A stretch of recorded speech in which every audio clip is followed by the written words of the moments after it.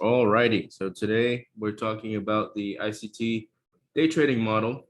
Right. It's the basically it's the original one, the classic buy and sell day. Now, as I said before, my mentor, right, is ICT, and just for the recordings purposes, right, it's making sure that everybody understands that that's where the credit goes, right, for this specific model.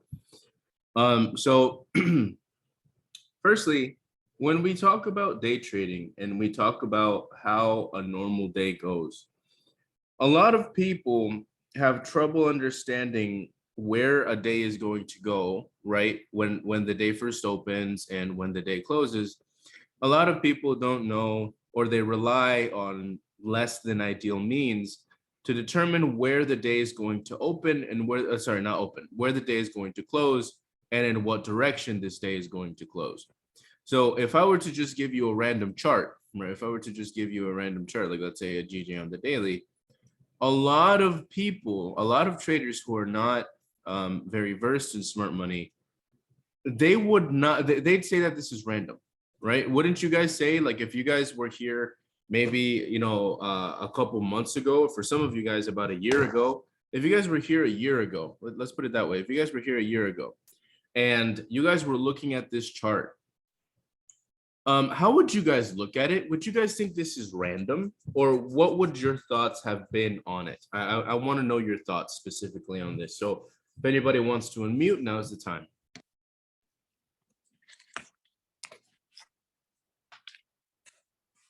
It looks random. I mean, it looked random, and sometimes what it looks a downtrend actually is not downtrend because you have major structure and less major structure. So it's really confusing, even up today. All right, yeah. So for a lot of people, it would have been random. A lot of you guys may have been using indicators. So who here has what would have been using indicators a year ago or a couple months ago when you guys first started trading? I did. Okay. Email lines. Okay, right. A lot of people would have used trend lines or oscillators, stuff like that. Well, the truth about those is that they all come from a smart money concept, except for indicators, right? But they most of them come from a smart money concept. I've made a video beforehand explaining how certain things or certain concepts in smart money, that's where they're derived from. So for example, the head and shoulders is simply a simplified breaker, right? And a lot of those, they have many fallacies, right? Because there's a lot of gaps in the logic of a head and shoulders. There's a lot of gaps in the logic of a double top. There's a lot of gaps in the logic of certain indicators. Specifically noting that in those indicators that people are so fond of using, they're actually not even meant for the foreign exchange market. They're meant for the stock market. And in the stock market, they find a little bit more success. So people considering that, currency, they think currency and stocks are the same thing, but really they're ruled by very similar algorithms, right? So both of those, it's important to make sure that you have a distinction, right? Currency is Forex and stocks are stocks. They're different things, right? Now, we're getting a little bit off track here. So a lot of what I'm trying to say is a lot of you guys would have said this is random, right? There is no pattern to this. There is no, there's essentially no way that you could predict the next move, right? There's no way that you could have said, all right, this candle is going to close down, this candle is going to close up, or even say, this candle is going to go in this way or in that way. Well, now that you guys are a little bit more versed in smart money, you guys realize that that's not the case. You guys actually realize that there is a method to every single day, catching the high or the low of the day, or even if you're not up during those times, you can catch a continuation, right, into the rest of the movement. So what we have to keep in mind is something called optimal trade entry. Now, optimal trade entry is a very simple way of, it's a very simplified way of trading, right? But it's simple but deadly effective, right? And essentially, what we're going to start off with is these two concepts that we have to really identify before we get into the rest of the topic. So firstly, we have to talk. So I'm going to make the title just very quickly.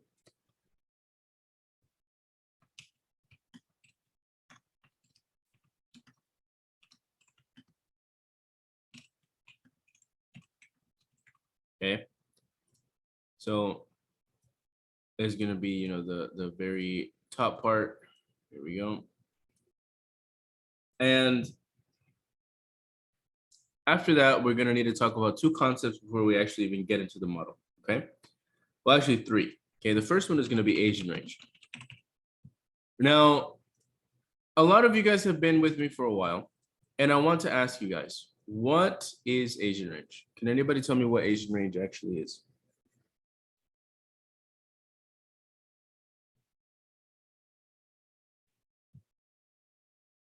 Can anybody tell me what Asian range is?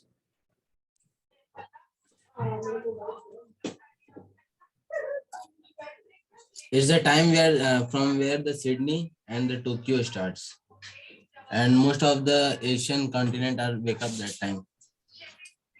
It's 10 p.m. to 5 a.m. Asian session. So Asian session, so Asian range, right? Asian range spans from 6 to 3, right? So from 6 p.m.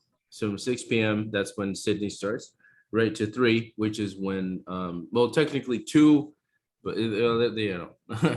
So it's from the start of Sydney to the end of Tokyo. Okay, that's essentially the time for Asia. Now, how is Asian range used? Well, Asian range is very much characterized by consolidation. So if we look at most times where Asian range is prominent, we end up seeing that there's a lot of consolidation during these times. Now, the simplest way to characterize this in a drawing is simply by using consolidation.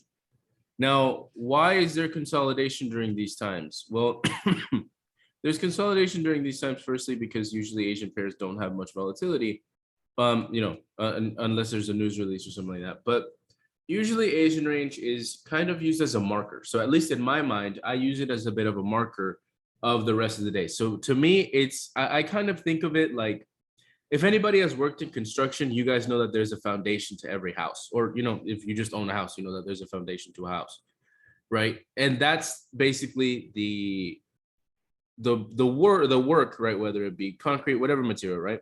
That's the foundation of your home, right? If that ever goes down, or if that ever breaks down in any way, those are going to be that's going to be very detrimental to your home. So to me, I kind of consider Asian range like the foundation of the day. And the reason why is because it kind of sets the tone for the rest of the day. So if you have a very explosive Asian range, that could mean a lot of things, right? That could be a little bit of a warning to you that there could be very extensive manipulation during the next few sessions, or that could also mean that there will be little to no volatility in the incoming sessions, and that you should probably sit on your hands for that day. So either way, it kind of tells you be careful. So to me, the Asian range is a very important thing to understand. But usually when we consider a perfect day, or a model day, at least as I call it, you essentially want a smaller, more tight-knit Asian range. Let me actually see if I can find one as an example to you guys. And this is actually CBDR. So what I'm going to do is I'm actually going to change it.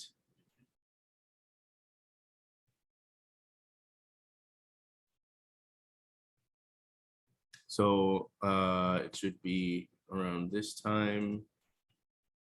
So, well, it's technically until midnight, right? So Asian session is until 2 or 3, but Asian range is technically from it's all the way until midnight. So I have to put it here. Oh, there we go. I was wondering why it didn't go lower. Okay. Yeah.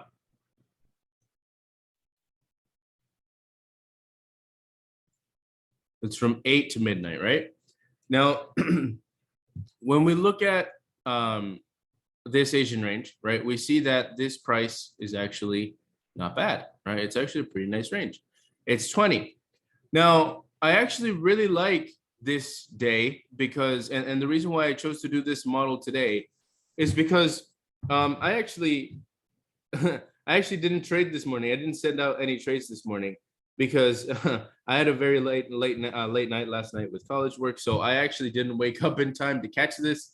Well, maybe I could have, but I actually didn't take this, but as soon as I opened my chart and I went to this because one of my alarms was set off on TradingView, I realized that this was actually a very, very good example of one of the models that I'm going to show you today. Now it doesn't have one of the concepts, which is a little bit disappointing, but I'll kind of show you guys exactly how that looks. So the first thing that I want to show you is that there is a very small, not a very small, but there's a smaller Asian range, right? So it's usually from body to body. So it's about a 20 pip range.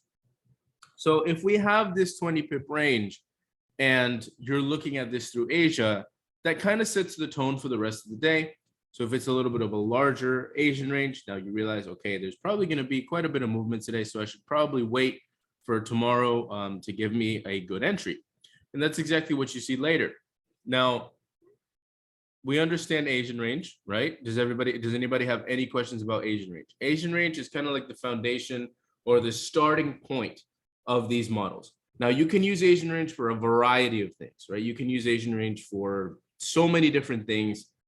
You could even scalp it. You can even, use Asian range as there's something called Asian kill zone, right? So there's a lot of things that you can use with Asian range, but in this specific context, it's kind of the foundation of our model. Does anybody have any questions on it? Does everybody understand the importance of Asian range?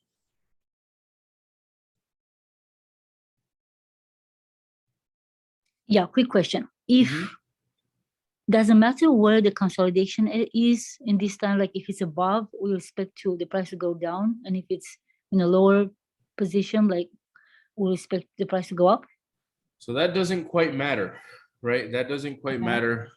Really, it depends on the time of day. It depends on how much movement there was during that day.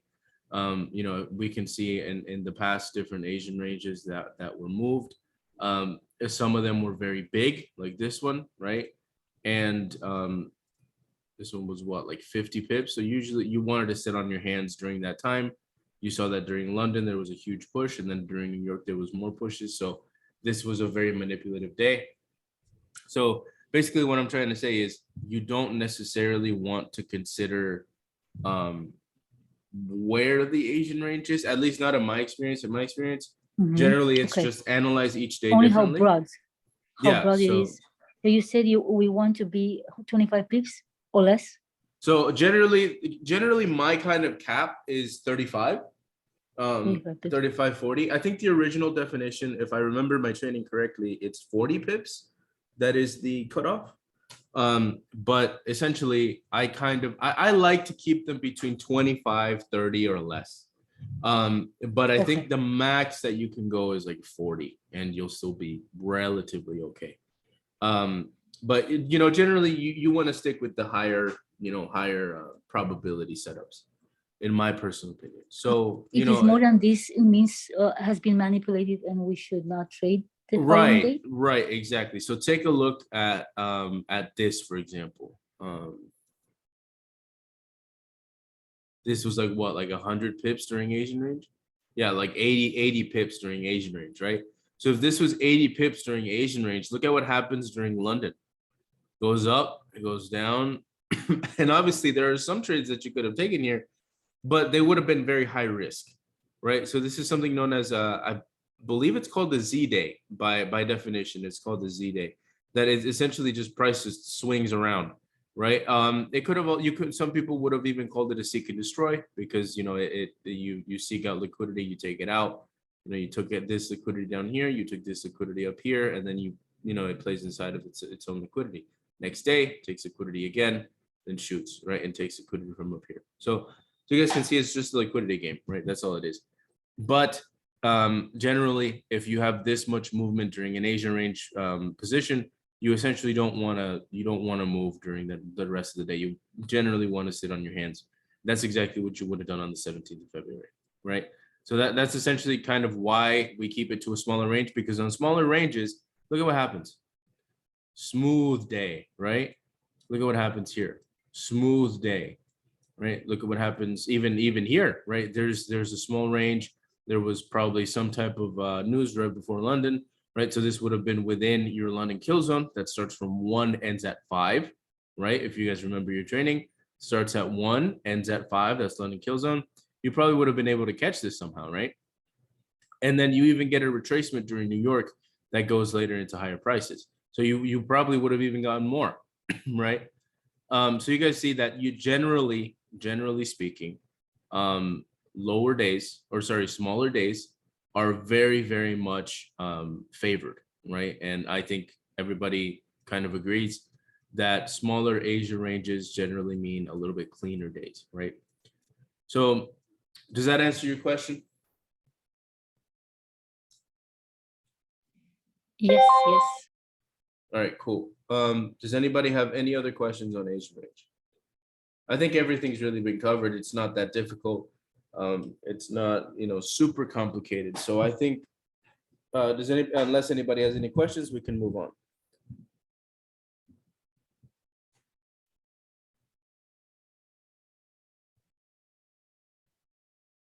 All right, awesome. So now we're going to talk about a concept called turtle soup, or also known as a judas swing.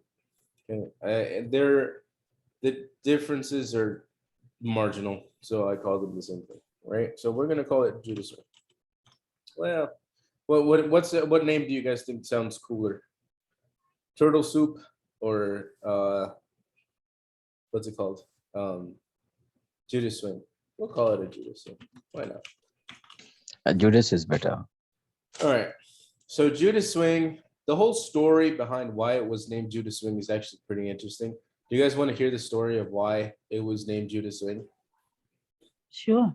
So, if I remember the training correctly, the story behind why it was called the Judas swing is firstly because, well, obviously, there's the whole Judas and Jesus story, right, where Judas betrays Jesus. But actually, in slaughterhouses, there is one animal, right, that kind of blends in with the rest of the other animals. And they feel very safe around it because they consider it one of its own. But as you guys know, many animals like sheep, some cows, chickens, they follow each other around. So if somebody starts running in one direction, the others will follow it, right? Because they're very herd-like animals. They don't like being alone. So what they do is they actually train one of these animals and they lead them to the slaughter, right? So one sheep takes off, towards the slaughterhouse when they call it, and the other sheep will follow it. And nothing will happen to the actual sheep, the Judas sheep, right? What will end up happening is they'll take it to another room, right? And they'll keep it there because it's their trained animal. They're not going to kill it. But the rest of them, they actually lock them in the slaughterhouse, and that's how they end up, killing those animals in a humane way for the most part.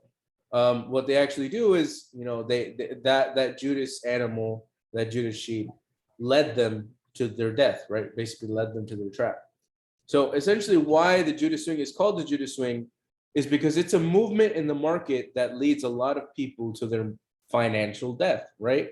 So how does this happen? This actually happens right after Asian range. So this actually happens right after.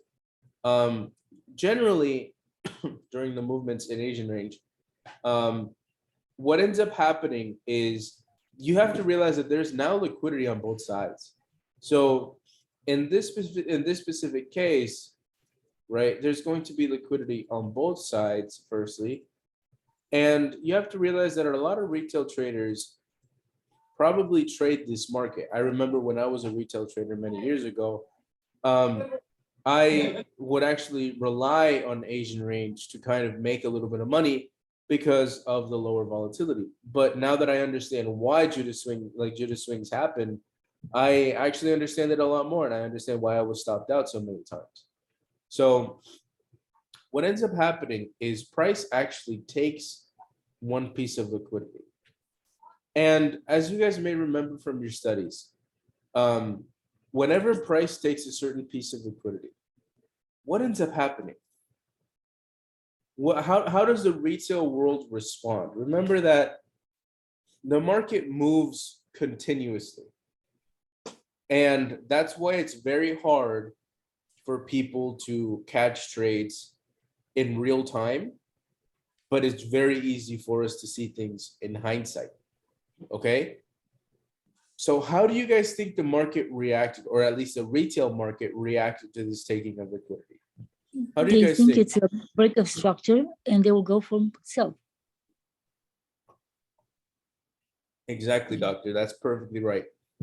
Sorry, I was taking a drink of water. Exactly right, right? Yes, I've done that too before. Yeah, a lot of people have. So actually, drop a 2 in the chat if you guys have fallen for this type of trap before during Asian range. Whether it be back in your days as a retail trader, whether it be now. Sometimes I even get caught in it from time to time just because I'm not being careful. And that's the thing. When you're trading, you got to focus, because it's the same as playing a game competitively. It's the same as, playing chess competitively. You have to be 100% there or you're not going to do your best. Right. And I see a lot of 2s in the chat, right? A lot of people have fallen for this trick. And there's no shame in it. Almost all of us have fallen for this, and that's okay. That's exactly why it's called the Judas swing. Now, the Judas swing in it of itself is slightly, how do I say it? It can be it's difficult to spot until it happens. So I have a quick question. yeah, Should they look for, because I've seen this all over, the time frames, and should they look at the end of Asian range? It doesn't matter the time because it happens so many times, and I'm not sure if it happens more during Asian, after the Asian range, because it looks like it ended the Asian range. Yeah. So generally it happens after Asian range has ended, right before London or during London. But the point is that sometimes before I go to the point, sometimes it happens within Asian range and then the rest of Asian range consolidates. So it'll happen something like this, right? Sometimes that'll happen, right? The point is that the Judas swing traps people. So the point of a Judas swing is that it traps people outside of a range. So people will sell, right? People will, let's take this for example. How will the market react? The market will react the same way. You guys also want to start getting into the mentality of how will the market react? Because the moment you start thinking, how are other people reacting? You will start realizing that they're doing all the wrong things. That's why that's why I find that the best students are the ones who do not come right into smart money. They're the people who start off as retail traders and then learn smart money. Now, there's no harm in either, but so what I'm saying here is, how will the market react? Very similar to this. They'll sell and they're going to get trapped, right? Now, some people are going to start buying, right? And the rest of the range will consolidate. So if it consolidates, they're probably going to try to get out, right? They're going to be like, oh, well, I'll take some of my profit, or it'll hit their break even, or even worse, they'll be in some loss, right? Some people might buy here thinking it'll break out. So there's a lot of differences in how people will react. But for the most part, we understand that people are going to be trapped here. Whether it be, sellers, early buyers, stuff like, or late buyers, sorry. There's going to be people trapped inside this area. So if there's people trapped within this area and then price, skyrockets from it, let's say that it doesn't do this. Let's say that it just skyrockets. What will happen? A lot of these people are going to lose their money. Some people would have gotten out and they're going to be like, oh, I should probably get in. And then price will retrace and then there's going to be more losses incurred. The whole point of a retracement is to knock more people out. more people will say, like, oh, well, retracements happen because the market's simply adjusting for buyers and sellers. That's nonsense, right? There's not enough of us to compete with any, even the smallest of banks, central banks. I mean, not like, general banks. I'm saying central banks, the people who run this market. There is not enough of us in the world in terms of retail traders for us to take on a single central bank. Okay, so the whole thing about buying pressure, selling pressure, it's nonsense, right? There's no bearing behind it because we don't have enough money. We're just not that rich, right? So the whole point of a Judas swing is to trap people, give banks the liquidity that they need to sponsor a move, right, and not have to use their own capital because, of course, we know they're lazy, right? They don't want to use their own capital, so they use ours, right? And now when they do this, right, when they stay under their budget, now people are trapped. So if people are trapped, now what do you guys think price will do? Will it keep going that way? Will it go this way? Where's it going to go?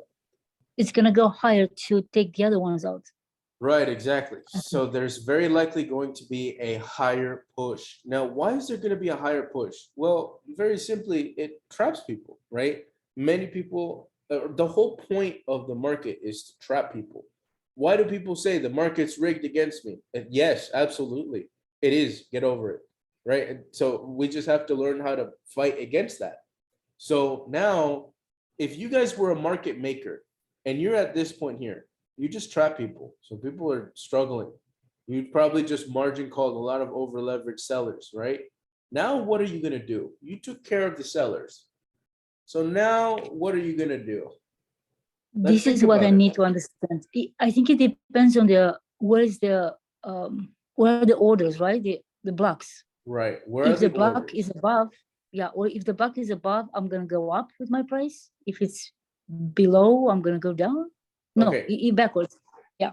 Remember, let's think about this from just this day. We're not looking at any other day. We're just looking at this model. Okay.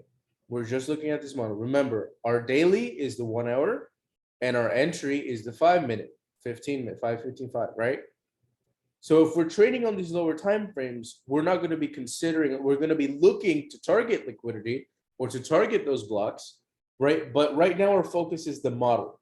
So if we're just looking at the model and we suddenly, there's a miracle and we're now market makers, right? All 35 of us. What are we going to do right now?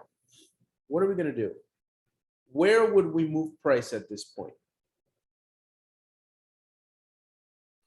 To the buy side? I'll go down. I'll go down because now I have more liquidity down. Okay. I can swipe again. Or okay, so you'd sweep again. Okay. So why not, right? So I'm not, somebody said don't allow in between talk. I'm not sure what he's talking about. But okay, if you can elaborate, that'd be great, bro. All right, so first things first, if you'd go up, like if from this point right here, if you would just continue going higher, drop a 1 in the chat. If you would retrace and go a little bit lower, drop a 2 in the chat. I want to know your opinions. If you guys were market makers all of a sudden.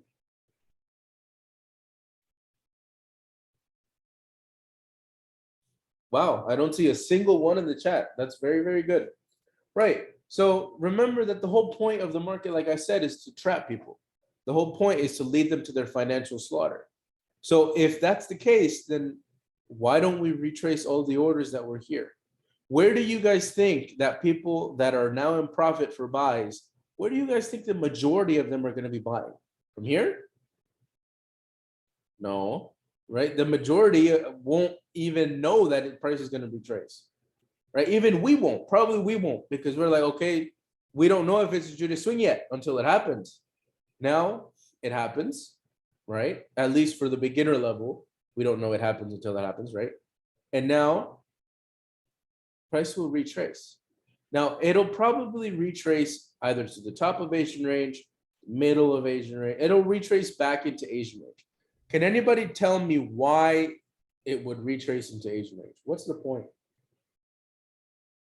It has to correct its price. Okay, so correcting its price.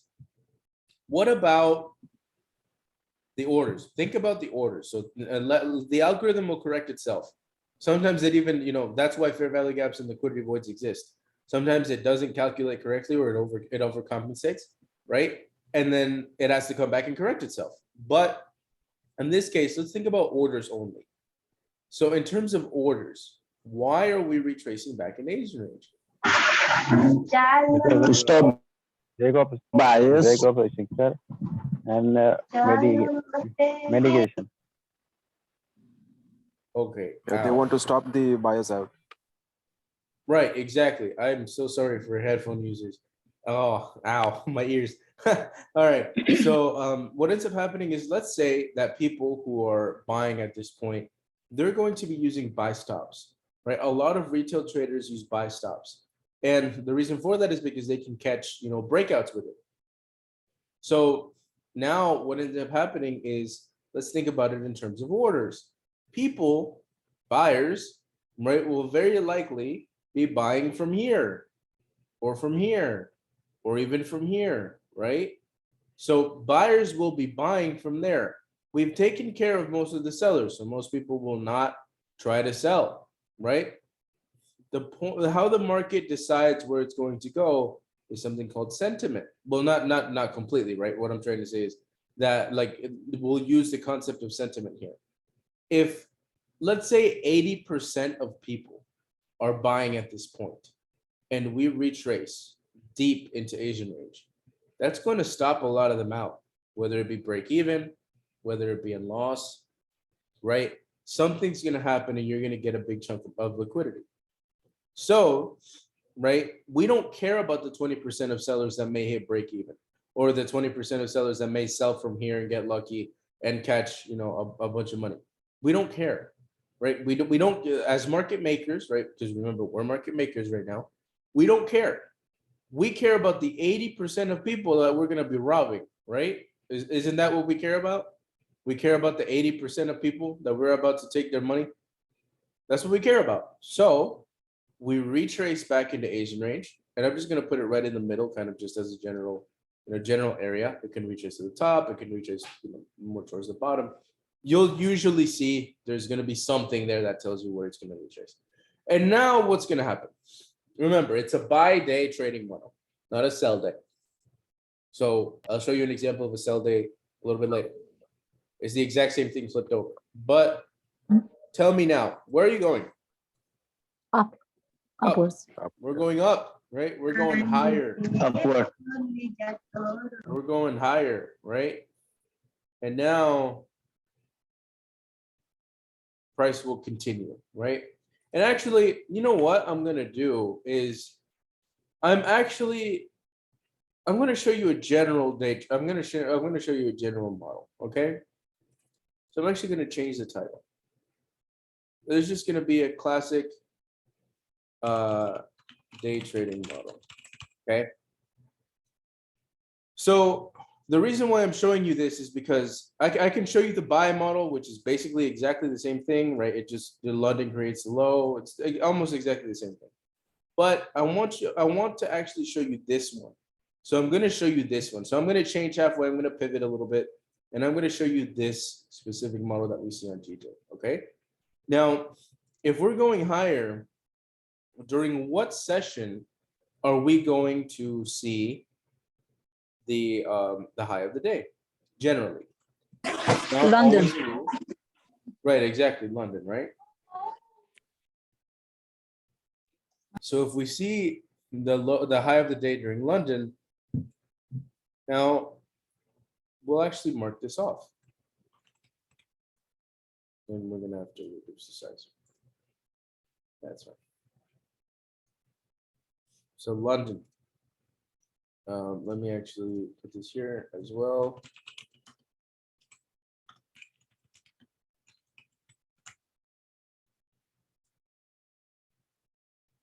Yeah, we'll put it like this. All right. Now, when we're looking for the high of the day, A lot of people will say, okay, there firstly will be CBDR, right? There's a CBDR. So we measure out, we range find our day. Then some people will say, okay, we also find the high of the day by making essentially power of three, right? Which some people don't know yet, but some people may know. I'm gonna simplify it here and kind of be a little bit more simplistic by saying this right up here. Every day, every candle will usually try. Okay, I'm trying to find the best way to explain this in a very simple manner.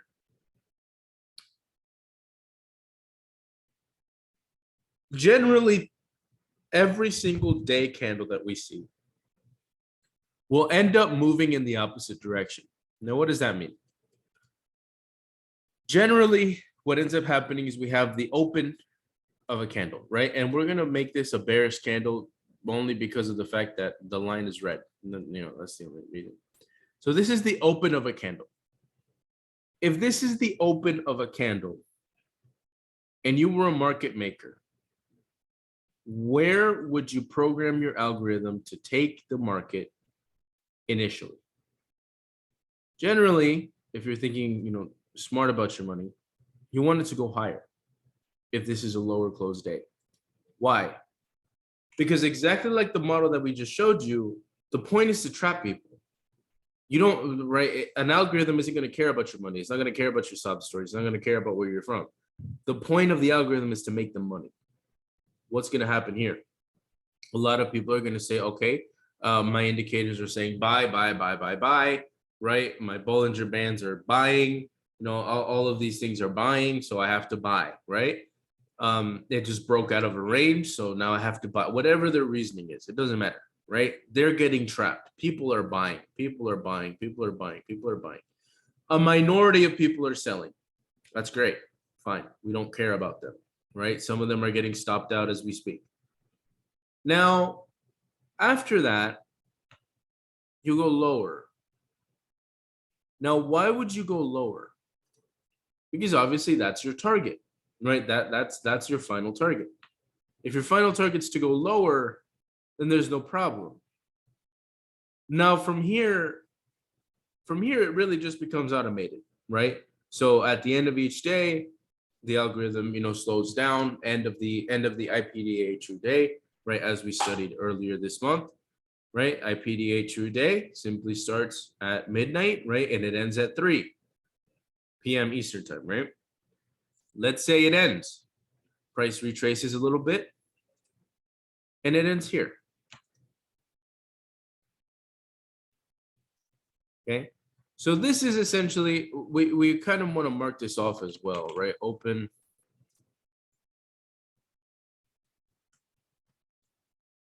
We got the close.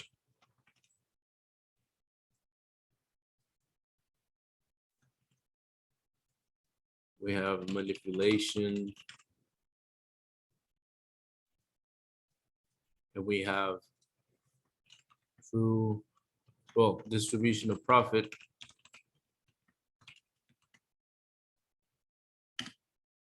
Also known as true direction. And I'm simply saying this like as true direction as a very simple way of saying this is where the banks really wanted to go. Okay. So distribution of profit. How do you guys think the banks are going to make money from manipulation? Obviously, yes, right? The banks are going to make money from manipulation simply because of the fact that they're doing it, right? They're doing it for a reason. And the reason why they're doing it is firstly to gain liquidity, right? Or to gain orders for them not to use their own money, right? And secondly, they're making this money to institutionally sponsor the movement that's going to go lower, right? So if we think about it from that logic, we kind of get to the point where we realize that most days, no matter where they're going, the reason why London creates the low or the high of the day is generally because London is going to be where this manipulation happens. And then New York is generally when the distribution of profit or the true direction actually comes to happen. And the close is generally when the London close, right, kill zone ends up happening. So does everybody see how this would work? So this is a very simplistic explanation of power of three. Like this is, power of three very simplified into 5 minutes. Does this make sense? I just need you guys to understand the very basics of power of three. Does that make sense? Yes, sir. but can you please repeat? So you said this in Asian is I understand Asian. Then in the London, why is achieved the highest high or the lowest low of the day? Because Is that's that generally manipulation too? that's generally when the manipulation happens. Generally when, yeah. Okay. Yeah. And then in New York is the real trend. Yeah, exactly. And remember that this is not a picture perfect example of what's going to happen. I want you guys to remember this. Theory and practice are the same in theory, but not in practice. Okay. So if we look at this from a standpoint of the day, we will see something very similar. And let's actually change it to bars so we can see it. Does this look similar?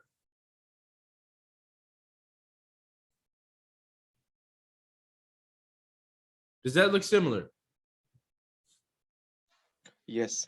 Yes.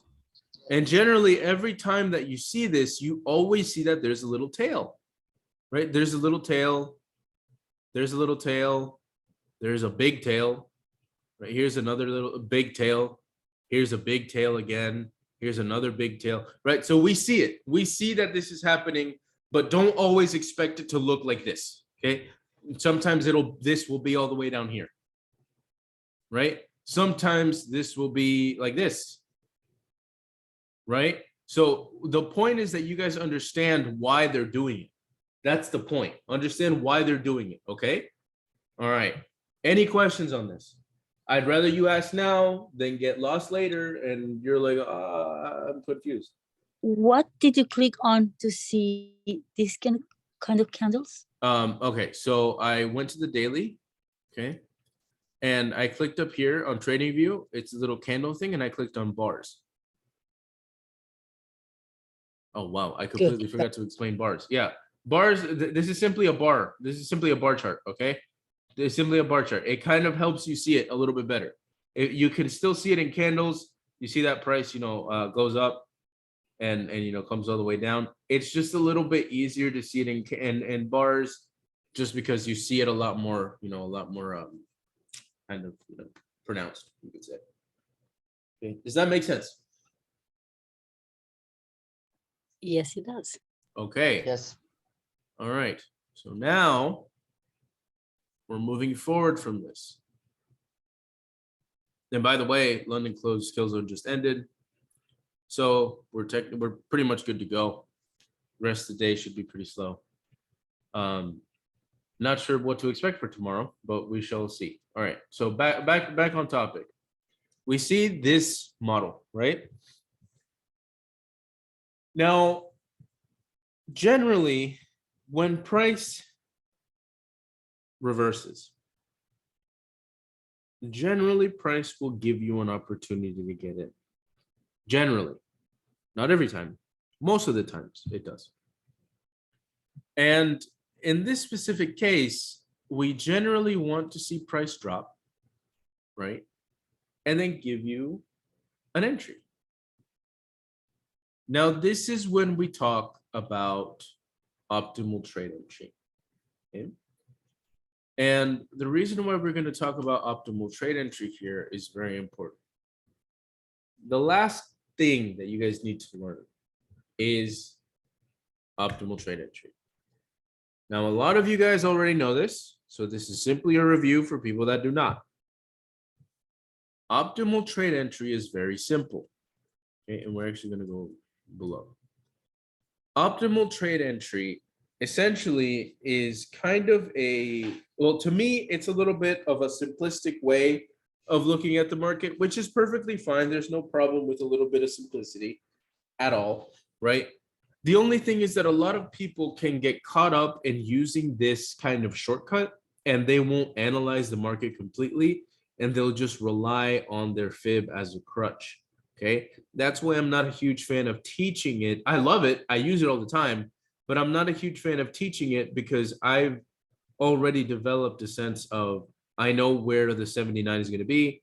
I know where this fib is going to go, but the reason why I use it is very different. I'm kind of just letting myself know where price should retrace to, but I already have another form of entry ready. Meaning, well, I should probably not talk about that before I explain it to you. So firstly, we have to talk about the theory of extremes. It's very simple. The theory of extremes, right, simply states,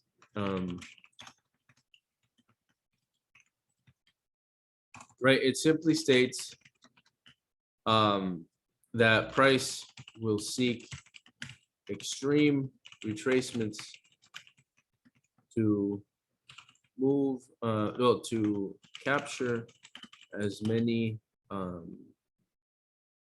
as much liquidity as possible. Okay. So very simple, right? A very simple theory that can be proven by the fact that a lot of movements will go up to the level or a little bit below equal highs. So what will end up happening is price will end up doing something like this. Okay. And price will either seek up equal or relative, right? Relative meaning, you know, like barely below, but it'll seek an extreme retracement and then price will continue.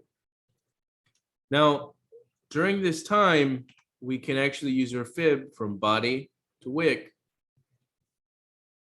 And we actually end up seeing that our 79 and our 705 levels, you could even use another one that I used to use a long time ago. I kind of left it because it was a little bit too situational, but the 88.6. So around this time or around this area is essentially where price is going to reach.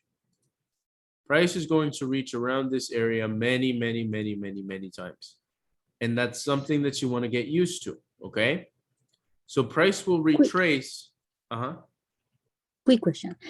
Are we looking to the 1 hour time frame or 4 hour time frame? Because in the other ones, they're all over the place, all over the place. Where are those retracements happening?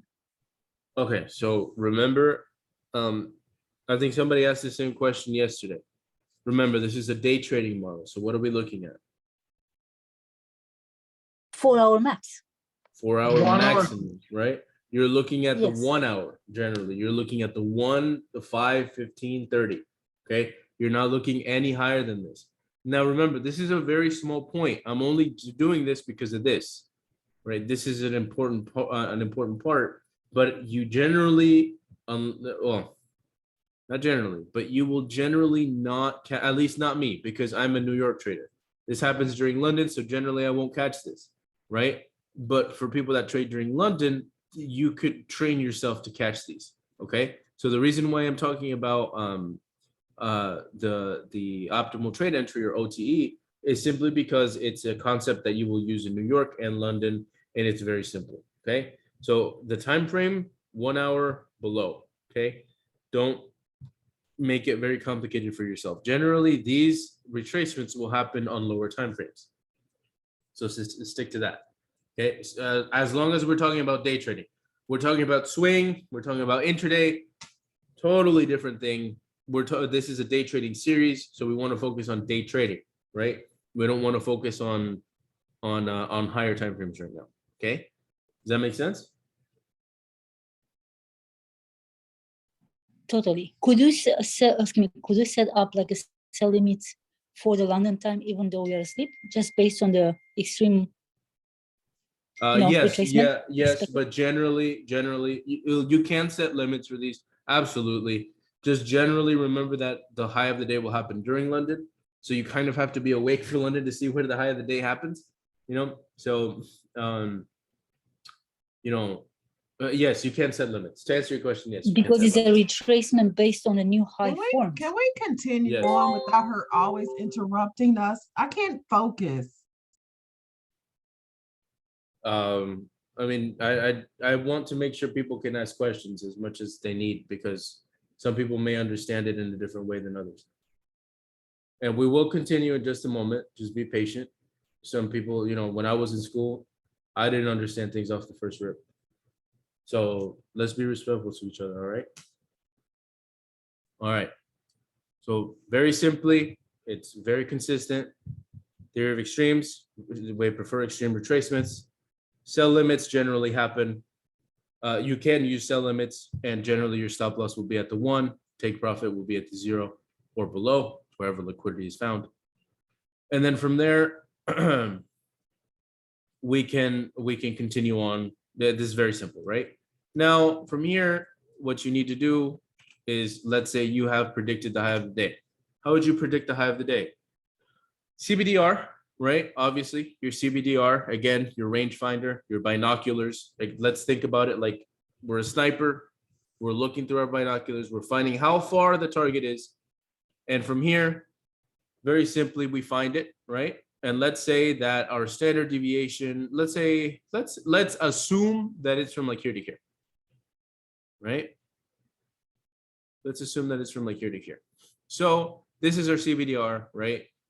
We find a 2.5 standard deviation, right? So we predict 2 will probably be the standard deviation, right? So let's say we say, all right, so 2 will be generally where we want to start looking for reversals. All right. Generally 2 is when we start looking for reversals. Now we see this high form. We see the high form and we start thinking, okay, you're just outside the 2 standard deviations that generally perfect days will fall under.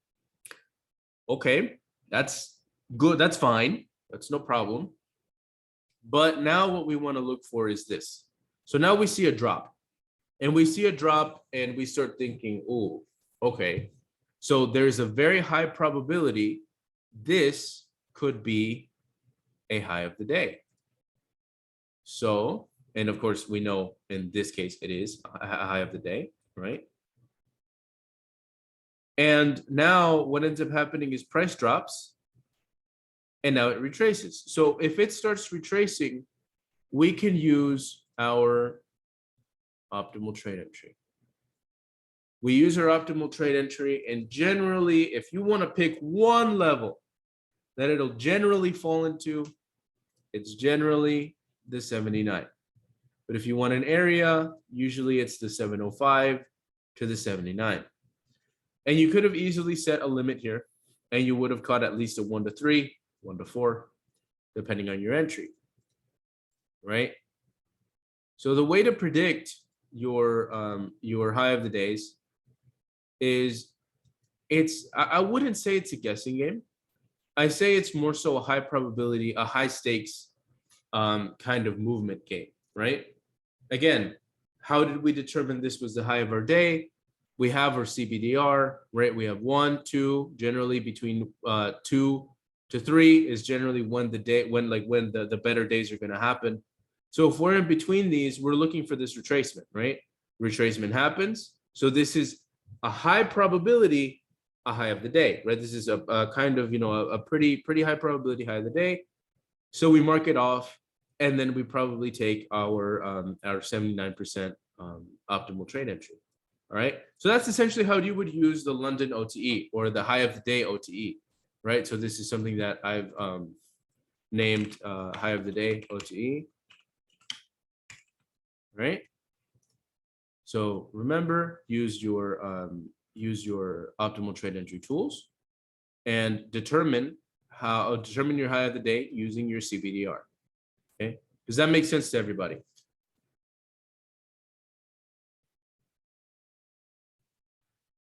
Does that make sense? Drop one in the Yes, sir. chat if this is good for you.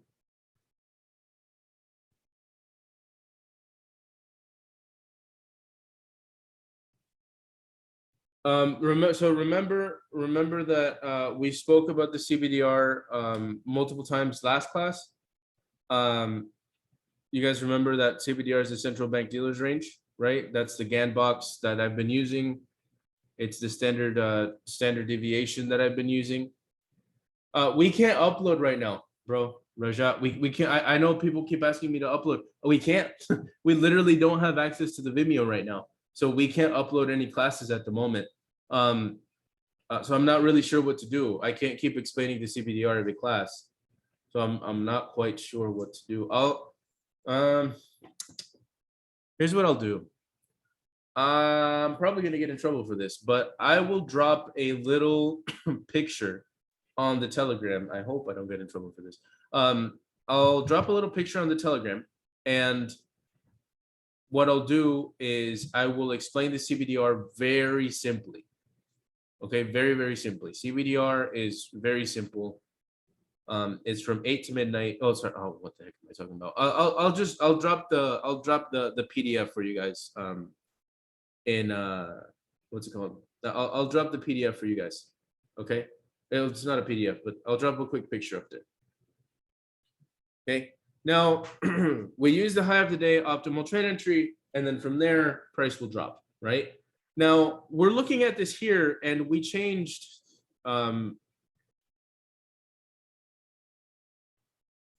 We've changed this from a buy model, right, which would have been very simple. It simply would have been, London low of the day, then higher during New York.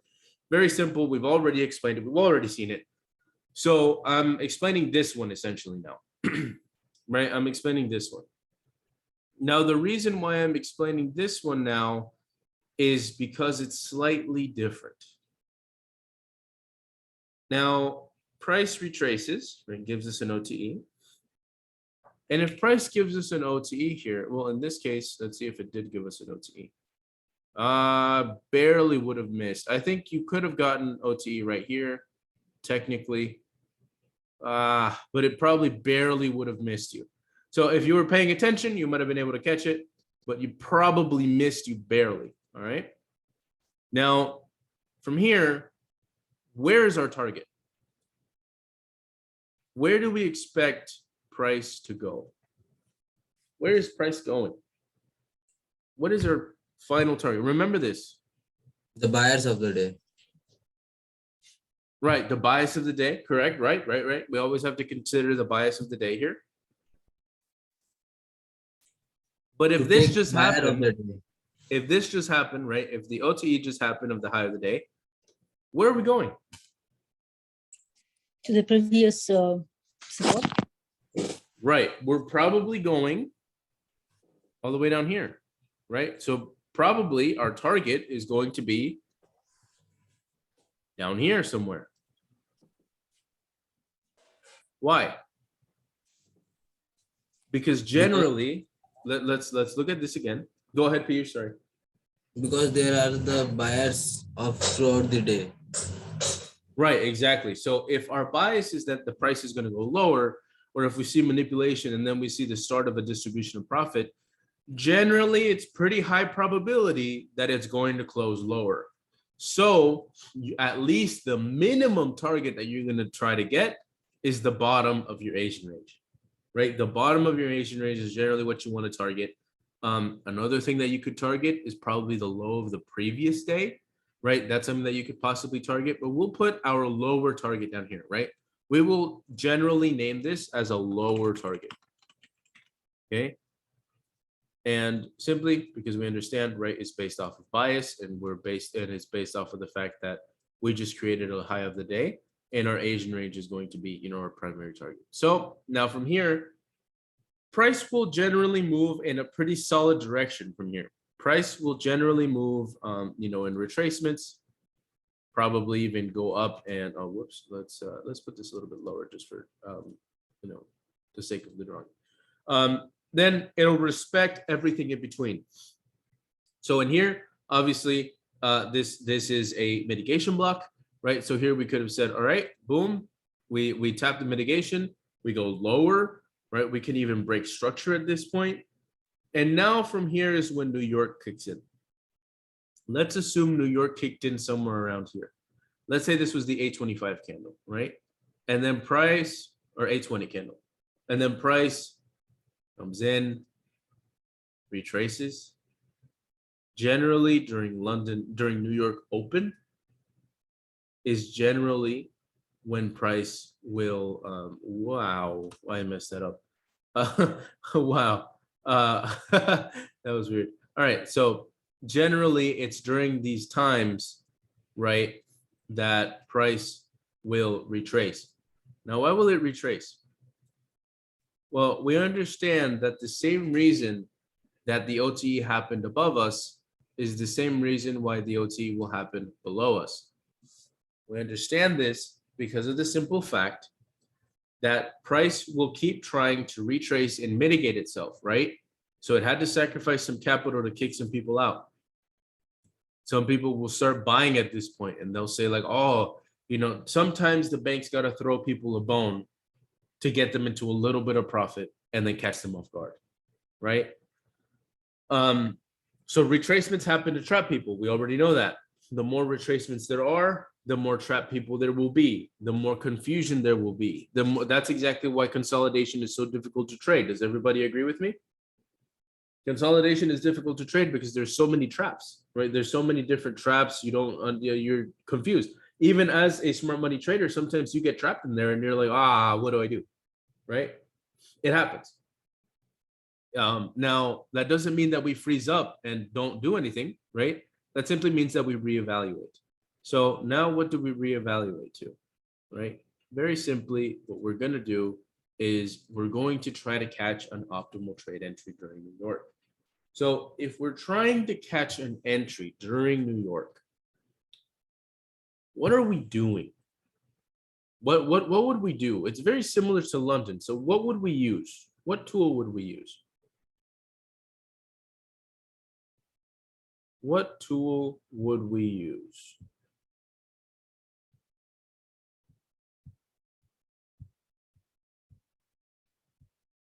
Can anybody tell me what tool would we use?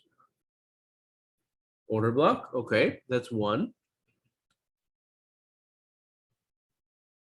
Generally, you want to use anything at your disposal, right? Generally. But you could also use optimal trade entry, couldn't you? So if you use an optimal trade entry right here, let's say that from here, you know what? I'm going to make you a favorite and I'm putting you right there. Thank you. All right.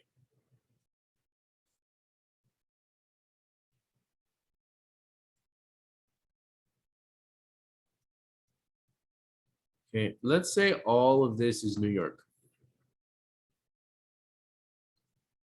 Let's say that New York closed all the way down here, right?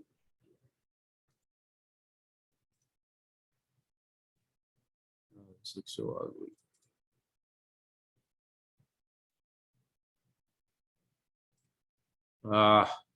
Sorry. I just can't handle that thing. Look, well, whatever. All right, you guys get the point. This is New York, right? You guys get the point. This is New York, okay? So everything in here is New York. If we just had a low that was created here and then we created a lower high, sometimes what will happen is price will even retrace higher and it'll take out anybody here, which is perfectly fine. But you got to remember that you still have to consider, even though you're using optimal trade entry as your preferred method of entry during this time, you want to realize that that doesn't mean that magically liquidity is out of the question. That doesn't mean that magically order blocks don't exist, that magically breaker blocks don't exist, that magically everything else that you ever studied does not exist. If you're using optimal trade entry as your preferred method of entry, realize that it will not be as accurate as using an order block. It will not be as accurate as using other methods because there may be things in between. So it's kind of like a general area, like you're kind of just, so think about it this way. Order blocks are like using a sniper rifle, right? It's one shot, one kill, you're done. Using optimal trade entry is kind of like using a machine gun. You're just spraying it down range and you generally hit something, right? That's generally what it kind of feels like. But what you're using here as your preferred method of entry, as I said earlier, is optimal trade entry. So you bring out your optimal trade entry fib. Boom. There you go. You hit something. Great. Now that also means that sometimes, like I said earlier, price might come up higher. Why? Because it needs to retest something up here. The breaker, obviously in this case, it wouldn't because this was the mitigation of the breaker, right? But let's assume the breaker isn't there for some reason. Or if this was just a straight drop, then price can go higher because remember, that is liquidity. That's not an extreme retracement. So generally, if it's not an extreme retracement, you can kind of consider it to be liquidity. So let me actually write this down for you guys as a bit of a note.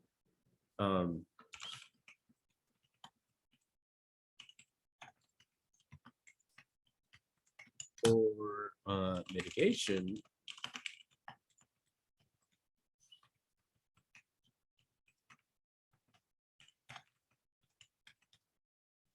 there you go. We can put it this way. Yeah, I like it. Right? If there is not an extreme retracement or mitigation, there is usually liquidity above that point. All right. So in this case, I hope you guys understand what I'm talking about, right? Right here. In this case, it's a mitigation. But let's say that the breaker wasn't there. Then in that case, that is a shallow retracement. And shallow retracements usually lead or mean liquidity. Boom. There you go. Is there an order block at the highest point of, so I'm reading chat right now. Is there an order block at the highest point during London? So that happens sometimes. Remember that not every point that is a up and down candle or a down and up candle, that doesn't mean that is a order block. Okay, so make sure that you're not confusing it. Now, I would like to say that in this specific case, there may have been because of this, because of this mitigation block, but don't make it a habit to look for the order block at the high up level. Just don't make it a habit. Go for structure instead of that. Okay. Sometimes it does happen. Sometimes it does, but just be wary of it. That's all I'm saying. So during New York, we use our optimal trade entry. Most of the times it'll give you multiple entries because of the amount of retracements. That means that you could have even used this right here as another one. Boom, you could have got two. And now what would have been your target or your take profit for the day? So let's say you would have taken this higher one. Let's say you were awesome. And you said, yeah, I'm taking, oh wait, hold on. I'm going to take this one right here. And I am very good at trading, so I'm going to put the 705. Where would your take profit go? What's your target definition? You obviously don't know price is going to go all the way down here, but where is going to be your target definition? Does anybody know?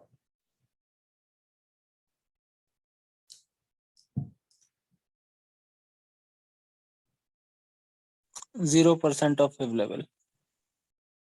Okay, Local that's level. one. That's one, yeah. That's definitely one possible target definition. 0% of fib level to be a safe trader. Right, to be a safe trader, like you just said, you could have definitely put it at the 0. Now, let's say we wanted to be a little bit more greedy, a little bit more advanced. We don't want to just lean on our crutch of our optimal trade entry. What piece of structure that's labeled here would be our target? The origin of the swing. The swing. Origin of the swing, yes, which is the Judas swing, right? Yes. All right. So if we wanted to be a little bit more greedy, well, there you go. And you would have caught at least another 2%. And then once this take profit is hit, what can you do? Break even. Break even? Re-entry in the retracement. Or move the stop loss. Exactly, right. You move your stop loss. Another thing you could possibly even do is if you don't want to take profit completely at this point, like if you don't want to completely take profit. Close partials. Right, exactly. You close partials and there you go, right? You simply close half of your lot sizes and you're good, right? You're good to go. So that's definitely something that you can do. And generally that's going to be the one that lands you as much percentage as humanly possible. So At what point would you change the stop loss? Because sometimes I change it and it takes me out. I think I change it way too fast to the entry point. okay, so this is actually a question I get a lot.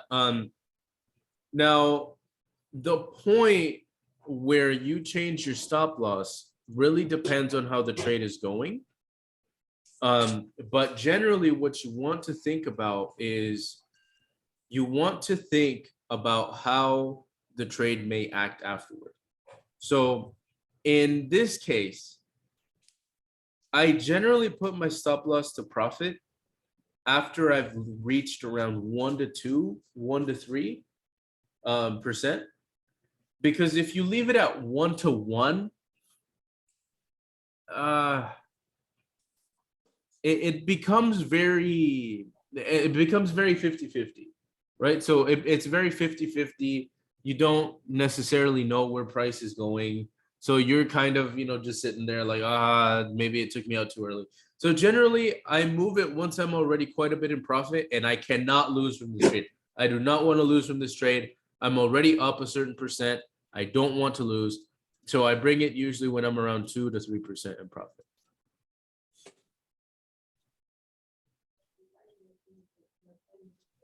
Does that make sense?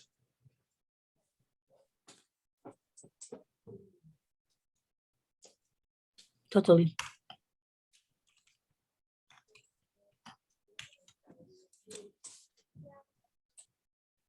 Here we go. I'm making the last little changes.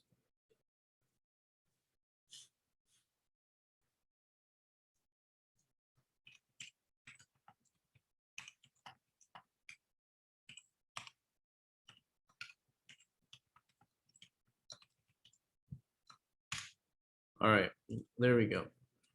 So this is the classic day model. Now we look at it this way and it's like, wow, this is so cool, but this is theory, right? Now this is theory, and theory and practice are the same in what? In theory, right? Theory and practice are the same in theory, not in practice. But if we look at it in this example, can everybody point out exactly where we are or exactly where this is going? Can everybody sort of point out all the little phases that we just went through?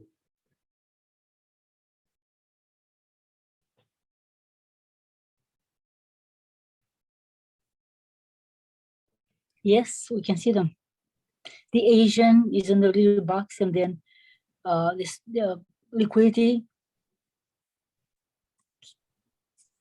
the highs of the London, the deep retracements in the New York, and they also the targets way below the Asian swing.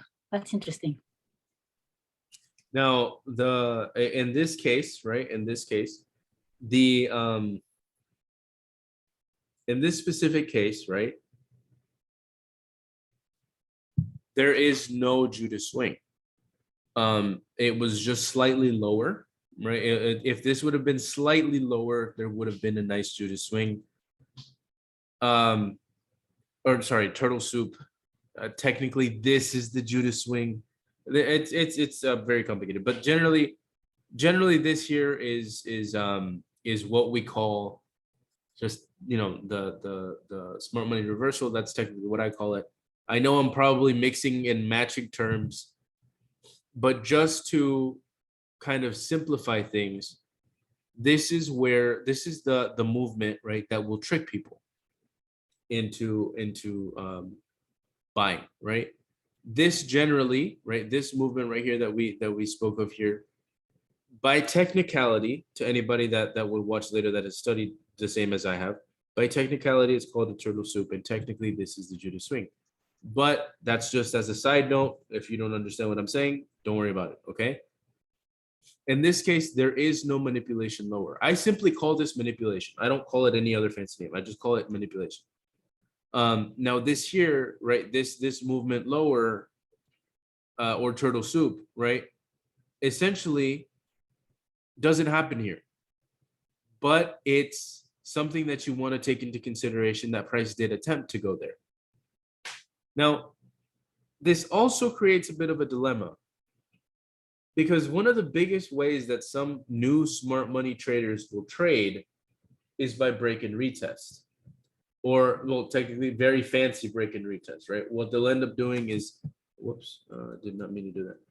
What they'll end up doing is they will, wait for a break of structure and then take an order block on the retracement. Can anybody tell me why that's wrong here? Why this would not be an order block?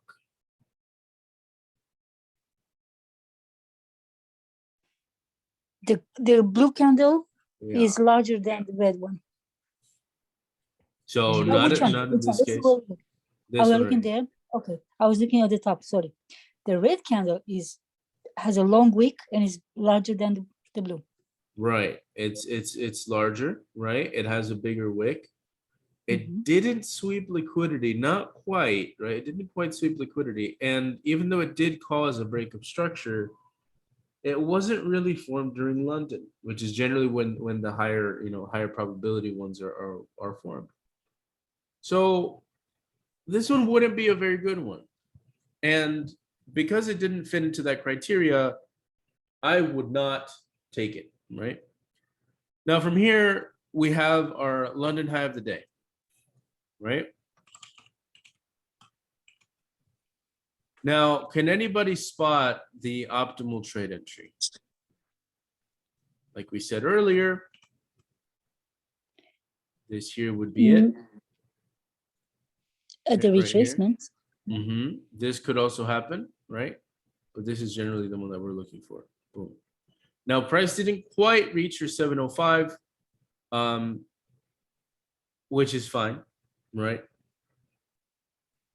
But how But do then you know afterward, it's not going to go even further? huh? You know what I mean? If you are waiting for a deeper retracement, how do you know that this is it? You don't have any deeper. So let me show you something.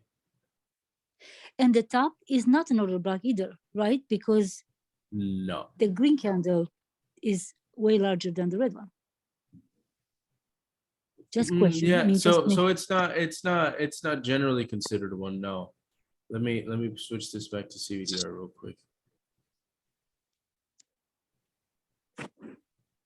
20. There we go.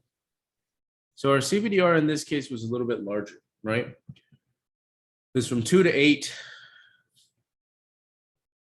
Generally, you want to put it from here to the body. There we go. Ah, that's not what I wanted. So it's from 30. So 30, I don't like trading in 30 pip ranges. I'll do it, but I don't like it, So in this case, it meets the CBDR at 1 exactly. Now it definitely could have gone higher. That's why, in my personal humble opinion, New York is superior to London. There's not as much guesswork because you already have the framework of Asia and London. You don't have to just go off of the framework of London or Asia, right? So you have both of them. So in my opinion, personally, New York is superior to both of these sessions. It's a little bit harder to get up, at 6 in the morning to get up and do, but it is something that's a little bit better. So in this case, you have the theoretical high of the day. You could have even considered this a breaker block. Can anybody tell me why this could have been considered a breaker block? Let's go to the 5-minute. Does everybody see it now?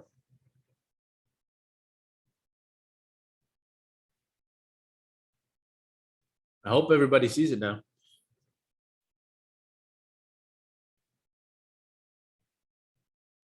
Nobody sees it? I don't know what it is. Sorry. All right. Well, we're looking right here. Does anybody see how you could have gotten an entry there? I see 3 retracements. Okay. Look before. Does anybody have an answer? Anybody have a guess? A guess is fine. Don't be afraid to be wrong. Please do not be afraid to be wrong. I want you to be wrong. I love it when my students are wrong. And I know that sounds horrible, but I love it when they're wrong No, because I I can agree. I'm a teach them teacher. better, right? I Break- can teach them better. What about when those structure. weeks met? Hold on. Sandeep, can you go again? Sorry, I didn't hear you, bro. Sir, actually, break up structure it, and mitigation, then pull down. Right, exactly. Can anybody go a little bit more in depth? He said break of structure and then a retracement. I see that wick from the top candle from the first retracement meeting the wick from above. Yeah, so you're talking about this. That's definitely something to consider. Now, what about it? What about this in a classical sense? Let's look at this from just a purely block standpoint. What block are we dealing with here? Breaker That is block. a kind of base, the origin of the base which broke the structure, Mhm, which changed the structure. mhm. Which took the Which is? liquidity. Which is? Breaker block. Right, exactly. Perfect. Good, guys. Good. I love your interaction. Please interact more with me. That way I can be a better teacher to you. So again, It helps we to have our understand too. higher, we have our high, right? We have our liquidity here. This is the great part about using the 5-minute. You see the little details that you do not on the 15. You don't see that on the 15. You see this on the 5. Okay. Now here we have our London high of the day.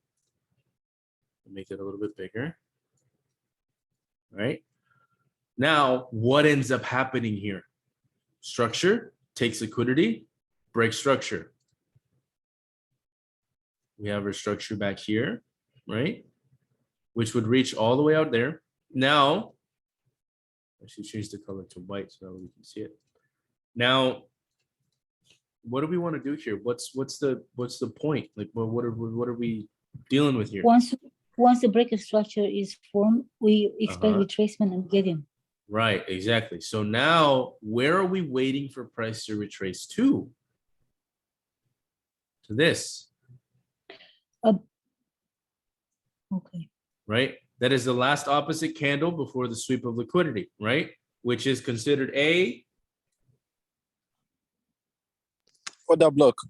breaker block, not order, breaker. Breaker block because it's larger. Okay.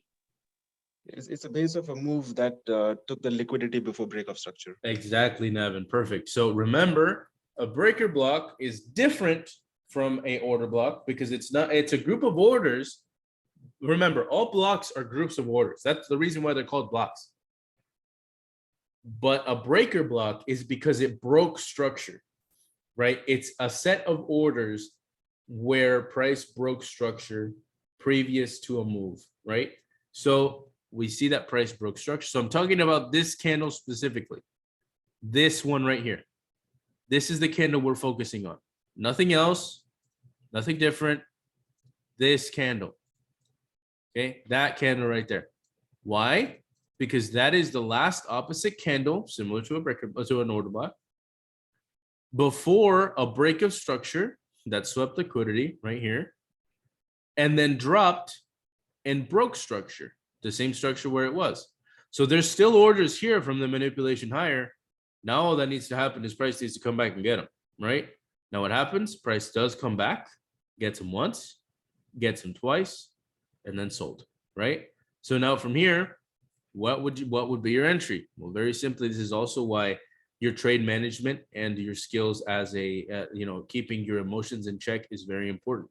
Why? Because if you would have entered right here, you would have gone into drawdown, right? You could have even put your stop loss right here. I see some people do that as well. That's perfectly fine. Be as safe or as liberal with your stop loss as you want.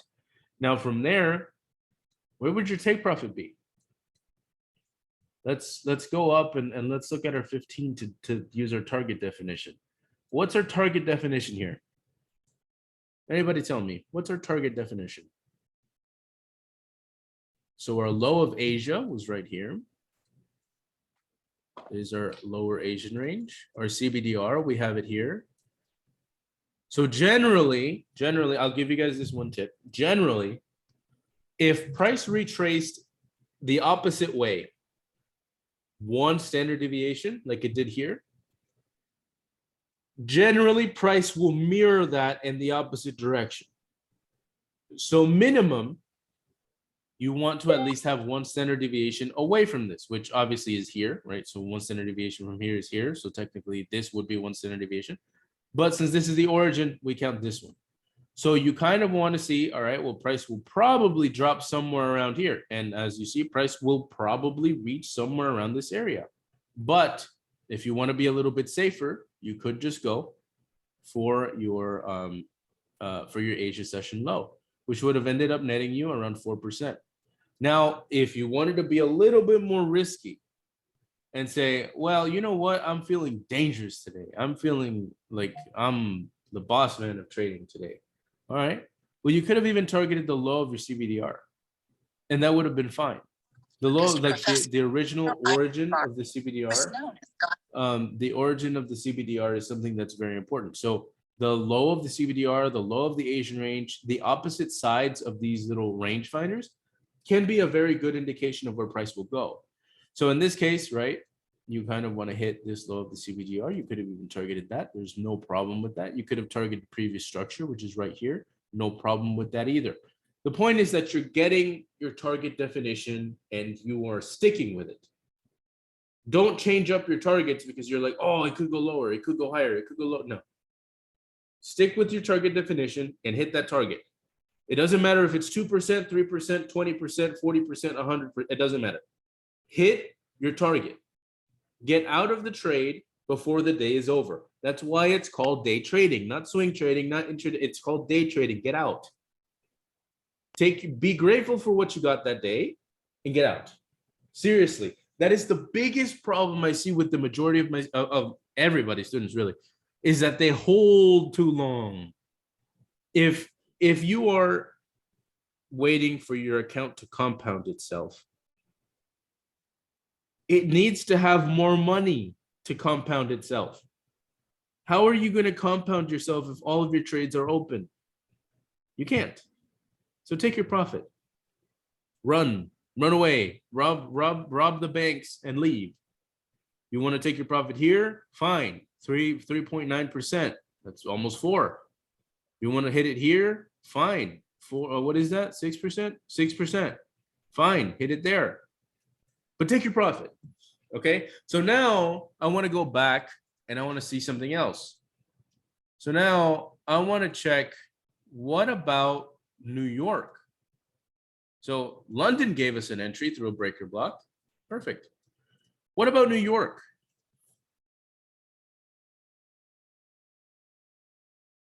What about New York? Now I have New York marked here.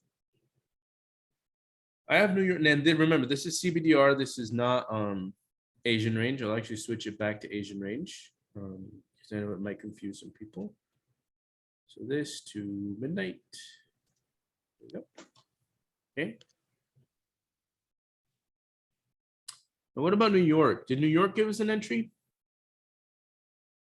Yeah. Yeah, it looks like it gave entry at the order block. Yeah, it did. It did, right? So it created an order block, right? This was created during London, so pretty good.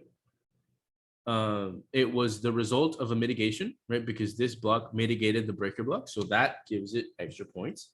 It has a little bit of a larger wick, which makes it not ideal, but okay. It was mitigating, so the top wick doesn't exactly matter. But if it has a longer wick and it was part of a mitigation, for me, my rule of thumb is that generally at that point, you want to consider the wick, the opposite wick. So remember that the wick that's in the direction of the mitigation, so in this case, it was a mitigation here, so it had to extend a little bit higher. That one doesn't really matter to me. So I'm not going to put my entry at the top of the wick. I'm going to put it at the body because the wick doesn't matter to me. What does matter to me is this wick right here. Now, the reason why that wick matters is because that wick can be quite important because there was something here that it wanted to close, which of course was this fair value gap, which is fine, right? Now, at this point, you can do two things. You can either take your fib and give yourself a nice entry off of the 79. Or you could have done something even almost the exact same thing, and you could have entered off of the wick. Now, the wick is a little bit less realistic because a lot of people don't do this. Even I try not to do it because it's it's a little bit more dangerous to do it. So generally, in this case, if you wanted to catch it, that's why you use your fib. That's why you use your optimal trade entry to check, right? To range find where price is going to go. So if you see that an order block is a little bit below the 79, is a little bit above the 79, generally what I do is I take the order from the 79, and if it goes into the order block, cool, great, tap it if you want. If not, I'm already in, I don't care. Okay, so that's just the general tip. Now from here, well, we already took our entry from the 15 minutes, so it doesn't matter if we go down to the 5. What is our target definition? Target definition is simply finding your take profit. Where are we going? What's our target? Is it going to change from the London one? It shouldn't. No, it shouldn't, right? It shouldn't. Okay, so again, take profit here, or take profit here, or keep holding until your reflected CVDR. Okay, so reflected CVDR means if it went 1, it'll probably go 1, right? So if it went 1, we probably want to target our 1. So we don't have that much longer to go. It definitely can't hit it. It's 12%. But at this point, you have what? Let's say you held it until 9. You have like 9.5%. Like why would you ever why would you like ever do this? You know, why would you ever leave 9.7% on the table just for 12? Like I would take that in a heartbeat. 9.6%. Yeah, give me that. Right. So there's no point in holding the whole way. You definitely can if you want to. But I would suggest to at least take partials in this position, and then maybe you can wait for your reflected CVDR. Though I would have been out of the trade by now. So that's just me. All right. So now you guys see exactly how you could have caught 2 entries on today's GBP JPY London and New York sessions, right? Now remember that GBP is still open all the way until 10 p.m. right? And its residual effect stays until about 12 noon Eastern time, which essentially means, right, that 12 p.m. Eastern time is the end of London close. And London close is going to be what defines kind of the end of movement of GBP. So around at least GBP with foreign currency, GBP with, JPY, GBP NZD, GBP, all the things that aren't US dollar. So in this case, price will probably not move a ton. Like it won't drop like 50 million pips unless there's news later today. Is there news later today? I don't think so, right? There shouldn't be. No. Okay. No, there isn't. Cool. So that being said, the movement probably won't be as huge. Now, remember with the war the war tensions right now, there could be some difficulty with the market moving outside of trading times because of speech times. That's fine. Just don't pay too much mind to it. That's exactly what I would have said, get out of the trade by now. But it seems to be getting really close to your reflected CBDR. So who knows? Maybe it'll tap it before the IPDA true day closes, which is fine, I guess. Yeah, that's fine. All right. So does anybody have any questions at this point in time? James, I have one question. Yes. In what all circumstances do you use the fib or the open of the order block or the 50% of the order block to get an entry? I Because here you generally use, don't use 50%. Me generally. You can use the order block and the fib at the same time. Okay, does that make sense? Yeah, like in this case, like we didn't take the if we were not supposed to use fib, if we were just were to use the order block, it didn't tap the open of the order block, it tapped the wick of the order block, I guess, if I'm not mistaken. Yeah. So in this case, the order block is definitely there, but there was so today we're going to focus on ICT's teaching a little bit because it is actually pretty important. So in one of his very, very, very old mentorships, like when I was not even trading yet, it was like in 2013, something like that. I remember reading his post and watching his video. And he said that generally inside the wick of an order block, there will still be orders. And that's why sometimes you can still see price tap into the wick of an order block and just dump or skyrocket. Because the inside the wick, it's still part of the order block. Right? We're not discriminating against the wick just because it's a wick. A wick still has orders. So because of that, what you want to kind of keep into consideration is that a wick still has orders. So you can take into consideration if there's a short wick on a lower time frame like this, there would be no point in missing the whole trade for a very small wick. So I would say that if you're on lower time frames, risk it. You go, it would be from 5 pips to 6, 7 pips, 2 pips difference. That it doesn't make a huge difference. But I'd say go for it. Go for the wick instead. Now I would have taken this trade from the 79 or from the 705, simply because of the fact that that's where my optimal trade entry is going from. And in hindsight, obviously, that's where you optimally want to take the trade. But I would not blame you at all if on lower time frames, you risk a little bit more to get on the wick instead of the open. That's definitely fine. Does that answer your question? Yes, thank you so much, James. Yeah, no problem. All right. All right. So does anybody have any questions at this time?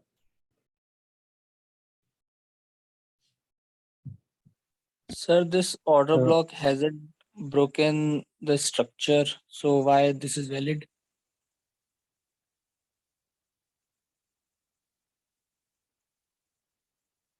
Hello. Sorry, yeah, I was doing something noisy. 1 second. All right. So what ends up happening here is, firstly, remember what we said here, that if it's a retracement to a mitigation, if it's a mitigation, generally it ends up being somewhere that orders are, right? In this case, it was the result of a mitigation. So in this case, a breaker block led to the creation of an order block. It actually did break structure. It didn't break major structure, but it did break structure. So the low was here, and it created a new low, which ends up making it break structure. So it does break structure, just that at this point, right? At this point, it didn't break major structure, meaning it didn't break this all the way down here, but it does break minor structure, and it also fits within our related what's it called? Our optimal trade entry. Sorry, yeah, our optimal trade entry. So it does meet our optimal trade entry, and from there it does break minor structures. So that does make it a valid order block.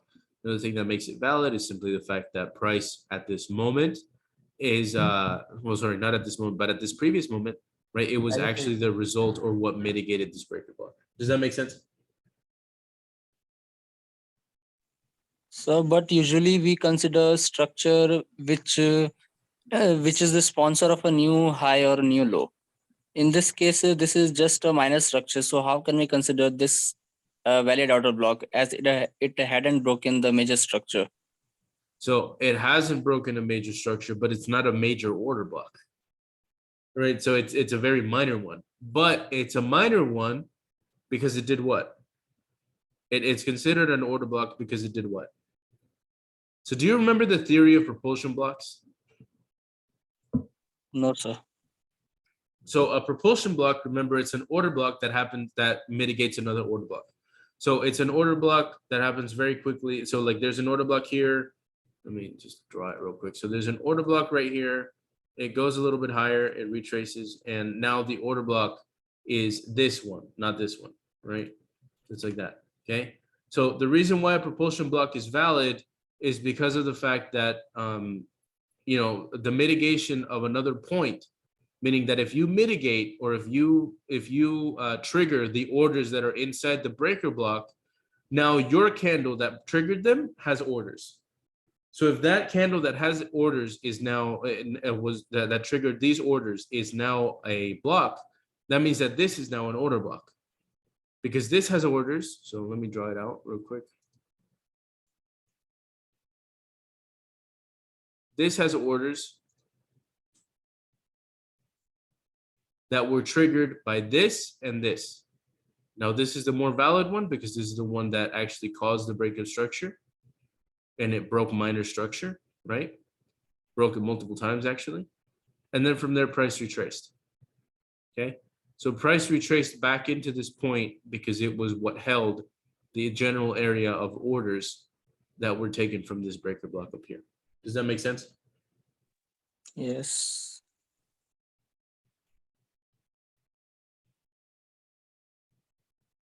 Okay, so DK had a question. Sir, if the London session gave the high of the day, then the entire next session will be sell day until low of Asian or CBDR. For the most part, yes. Generally, that's how that works. Sometimes price can break through the London low to capture liquidity, but that would be a different model. Remember that this is a model intended for you to take during New York or to observe during London, okay? So if price had not done this during London, do you think I would have taken this sell during New York? Probably not. They're supposed to play off of each other. So there's supposed to be something that ensures or something that kind of gives you a reasoning. Okay, there was a sell setup during London, right? Or during the end of London into New York. So now New York should continue the sell. Does that make sense? So they kind of have to push into each other. So if London creates the high of the day and it creates a sell setup in the middle of itself, then it probably goes to show that New York is not going to, there's not Reverse. going to be it's going to be a continuation, not a reversal. Does that make sense? Yep. I have a quick question. I found the parity trading sessions, and I'm not sure how are yours if you modify the hours, because if I leave as it is, the Asian range is 50 pips instead of 30. Yeah, I Could you did. please show me your inputs? Yeah. 1 second. I'll do that at the end of class. Okay. Okay, sure. So, okay. Does anybody have any other questions? I'll actually let you guys get a screenshot of this. Go ahead, take your screenshots now, please. Actually, hold on 1 second. All right. Now you guys can take your screenshots. Go ahead and do so now. This is going to be just for you guys, the ones that are here. Okay. I cannot send notes to the big group anymore.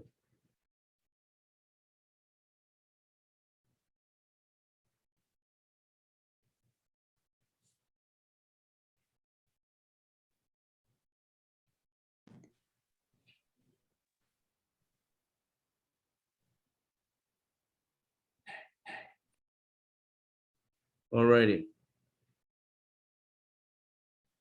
So now, does anybody have any questions, anything at all that you guys need to talk about right now? I will not anything at all that has to do with the class. And this is the other one that you could have actually, hold on.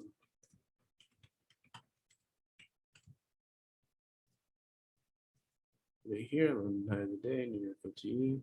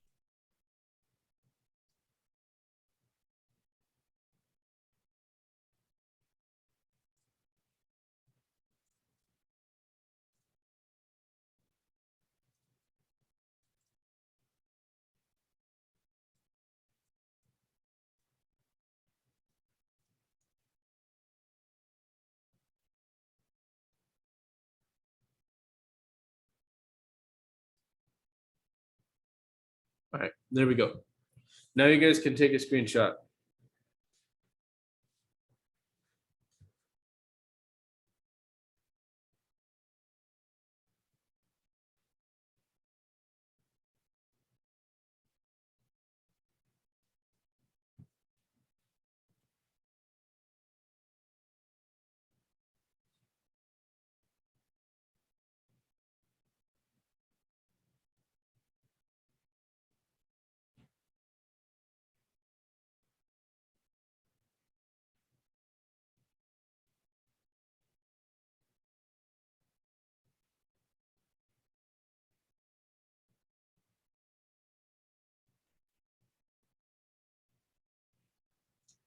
All right, everybody got it? Yes, sir. Yep, awesome.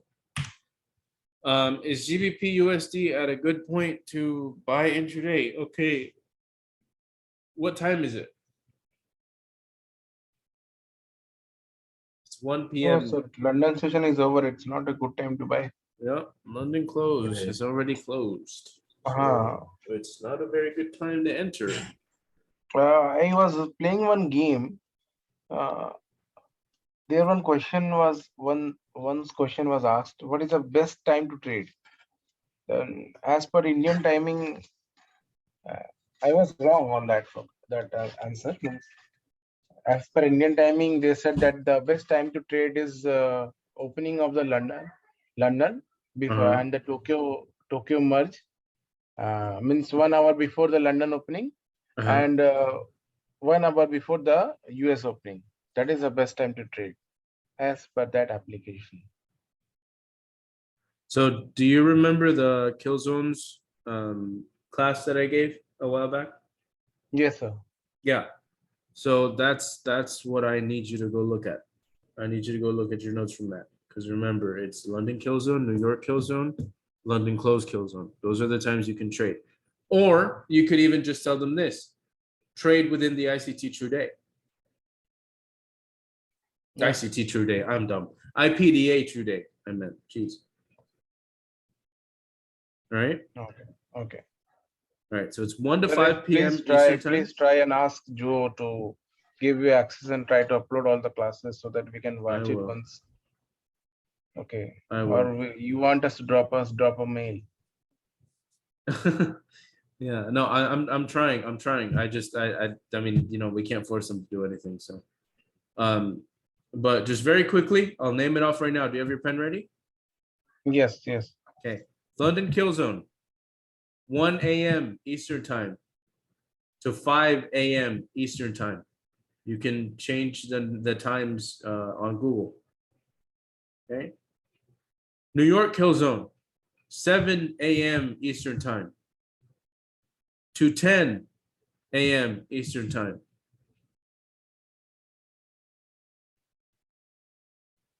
London close kill zone.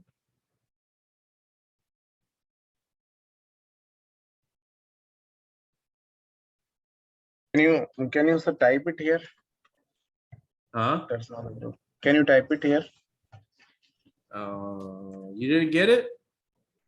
No, sir. Actually, I was checking for the pen. Oh, come on. I asked you if you were ready. All right. London kill zone. 1 a.m. Eastern time. I'm not going to type in Eastern time. So it's Eastern time. You guys know this. Okay. I will convert it. EST. All right. NY kill zone. 7 a.m. EST. 10 a.m. EST. Okay. London close. Zone. 10 a.m. Eastern time. 12 noon Eastern time.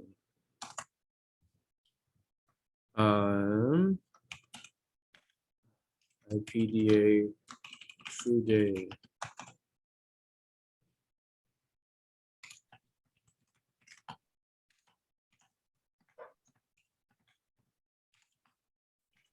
Okay. You got this? Yes, sir. All right. So for the recording, I'm going to go ahead and shut it off. Thank you guys so much for watching. For the people on the recording, thank you guys for being here. If I hope you guys enjoy it and continue supporting our channel. We hope to see you here soon again. And hopefully you guys watch till the end, because there are some very valuable things to watch until the end. I know these classes are long, but think of this like a college course. So it's a college course that will change your life. Okay. So thank you guys We so much love for it. watching. Thank you so much. Oh, can you tell me if you change the hours? Oh, in yes, the- yes. 1 second. That is here. I'll take a picture of your settings. Yeah. No, the London session one is not. So the London session is not the actual London session. It's the true day open. So this marks when the true day opens. So midnight. Okay, I took a picture and I'll go with that. Yeah, I mean, Wait, so and why also London the- session is only? huh? Oh, it's only 15 minutes in the London session. Is that only the beginning? You just want to mark the beginning? No. So I just said that's the true day open. It has nothing to do with London. It's just true day open. Okay, I was just looking that you put 000 and then 0015. Yeah. At the So second one. that's just the true day open. That's just a line that shows me when the true day opens. So midnight. Okay, I got you. Yeah. I understand now. Okay, Now, perfect. New York session is from 7 to 12 because it includes London close zone. That makes sense. Yeah. Okay, I took the And picture. wow, GJ is just, it's going for the mirrored CBDR. That's awesome. That is so cool. I wish I would have taken that trade. Are you in this trade? No, bro. I didn't wake up. So I wasn't. So I looked at it and I was like, oh dang! I woke up at like 9 because I was like I had a very late night studying because I have a test today, and I was like, oh dang it! I woke up at like 9 and I was like, dude, I missed my morning class, and I'm like, oh my goodness, I'm so screwed today. So I just I got in the shower and made breakfast, and then I went back to my chart, and I sat down at like. I sat down at like 10:15 and it was already down here and I saw it so clearly and I was like, dude, I want to cry. Like this would have been an easy 12% today. Jeez, I'm angry. But anyway, yeah, wow, it's just going for the 12. Yeah. So there again, mirrored CBDR usually works out. Thank you. You are a great teacher. Thank you so much. Thank you so much. Thank you. I appreciate that compliment. All right, so that's it, guys, for today.